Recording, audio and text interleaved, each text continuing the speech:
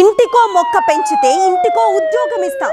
Deal బాగానే ఉంది, కానీ ఇక్కడ మోసం జరిగింది. ఎంత పెద్ద మోసమో తెలుసా?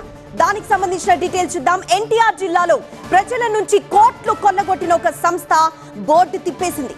ఇన్వెస్ట్మెంట్ పేరుతో కోట్లలో వసూళ్లకు పాల్పడి చివరకు బోర్డు తిప్పేసింది. ప్రతి నెల లాభాలు చెల్లిస్తామంటూ లైఫ్ ఈజ్ బ్యూటిఫుల్ అనే సంస్థ అమాయక ప్రజలను మోసం చేసింది. ఇంటికో మొక్క పెంచితే ఇంటికో ఉద్యోగం ఇస్తామంటూ ఎరవేసింది. లైఫ్ ఈజ్ బ్యూటిఫుల్ సంస్థలో పెట్టుబడులు పెడితే మీ భవిష్యత్ మారిపోతుంది అంటూ ఆశ చూపింది. ఒక్క విస్సన్నపేటలోనే వందలాది మంది నుంచి 25 కోట్ల వరకు వసూలు చేసినట్లు బాధితులు ఆరోపిస్తున్నారు.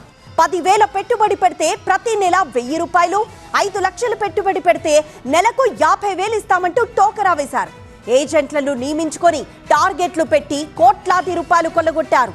బాధితులు డబ్బులు తిరిగి చెల్లించాలని నిలదీయడంతో Life is Beautiful Advisory Services founder Durga Prasad పురుగుల మందు తాగి ఆత్మహత్య చేసుకున్నాడు. అతని భార్య, ఆ సంస్థ CEO నండూరి శివాని మాత్రం పరారీలో ఉన్నారు. పూర్తిగా మోసపోయామని భావించిన బాధితులు న్యాయం చేయాలంటూ పోలీసులను ఆశ్రయించారు. రాష్ట్ర వ్యాప్తంగా ఈ సంస్థ ఇన్వెస్ట్మెంట్ పేరుతో మోసం చేసినట్లు అనుమానిస్తున్నారు పోలీసులు.